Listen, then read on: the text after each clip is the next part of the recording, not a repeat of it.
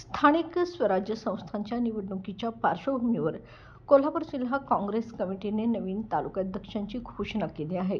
करवीर तालुकाध्यक्षपदी रामकृष्ण पाटील, शिरोळ तालुकाध्यक्षपदी दरडू गावडे, पन्हाळ तालुकाध्यक्षपदी श्रीनिवास पाटील तर कागल तालुकाध्यक्षपदी ॲडव्होकेट दयानंद पाटील नंद्याळकर यांची निवड करण्यात आली आहे.